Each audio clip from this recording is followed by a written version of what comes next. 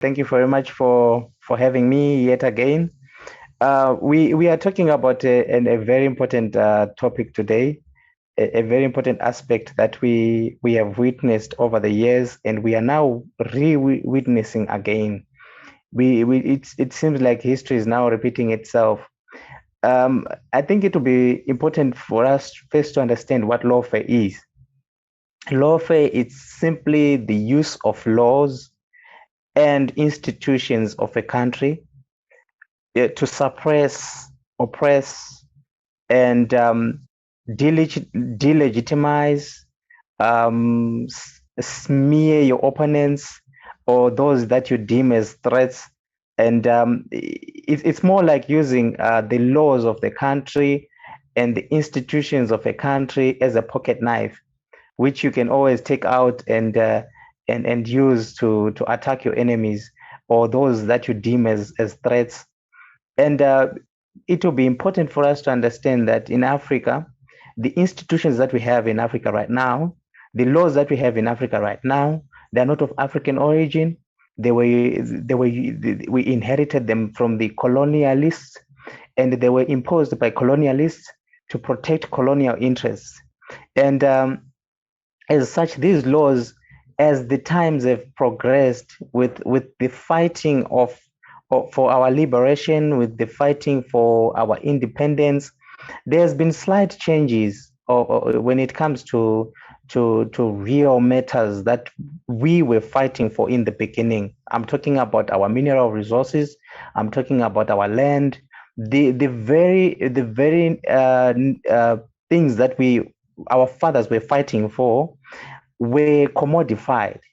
The law was used to make these things fall under the property of privileges or property rights. That is to mean that in as much as we had gained our political independence, it was made difficult for us to gate our economic independence. And it is being further tightened and made impossible for us to gain our economic sovereignty, so to speak, as Africa, in the name of foreign direct investment, in the name of investors, in the name of job creation, you name it. The list is endless. But for us to be able to understand these aspects, we need to understand what happened in the past. Because for us to understand, now we talk about property rights, and the Universal Declaration of Human Rights under the United Nations, it talks about property rights and the protection of these rights and the preservation of these rights, so to speak. But whose rights are actually being preserved? Whose rights are actually being protected? Does it mean that before these laws were promulgated by the colonialists, we did not have any rights in Africa? Does it mean that the land had the owners of the land back then had no property rights to speak of? So these are the things that come to mind. So we need to have a reference point first, my brother, before we talk about these things. What and when was started? By who? For what purpose? For what end?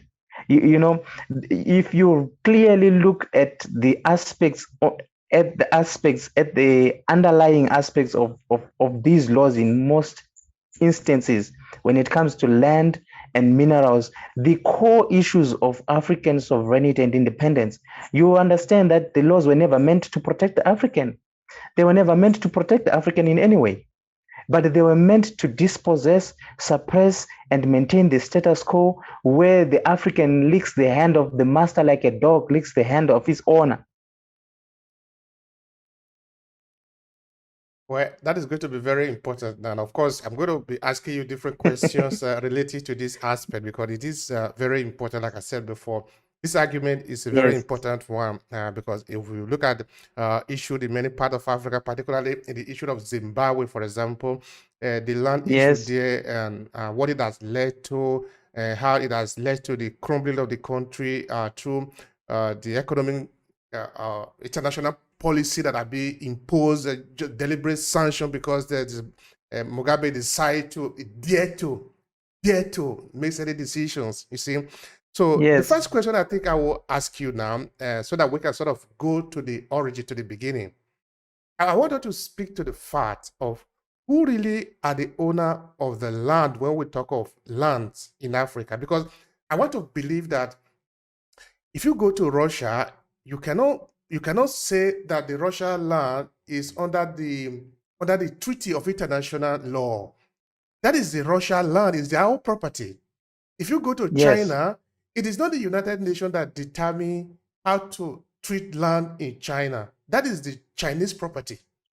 So exactly. there are some other issues, of course, that is going to come up in this area later on, like wildlife and other resources in Africa, which appear to be as if it were be administered by international bodies.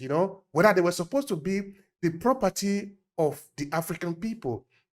They are the people that are supposed to decide how they want to deal with this property. If they are all animal, they are all piece of land. All this one, the baboon in the forest belong to the people that are in that area, because of course, you cannot just come from somewhere and say you are doing international research for this reason, you are in charge. Anyway, we are going to get to that point. So Yes. who really are the owner of the lands in Africa, and how did it become property? Anyway, let first of all tackle that first.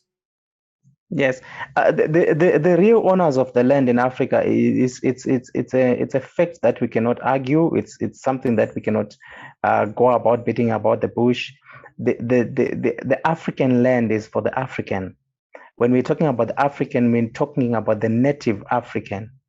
Those are the real stakeholders and stockholders of the African land. And you need to understand that it was not by chance that we Africans found themselves on the continent of Africa.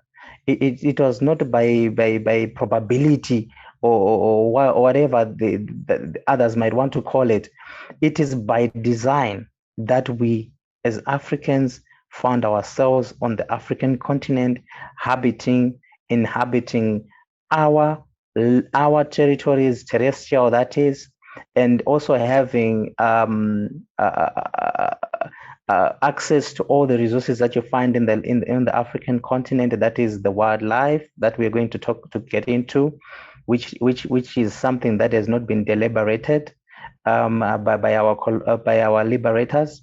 They had other core issues that were at hand. That is the political freedom and the political emancipation of the African people at the time. That was pertinent.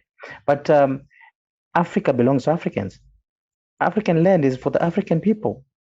That's it.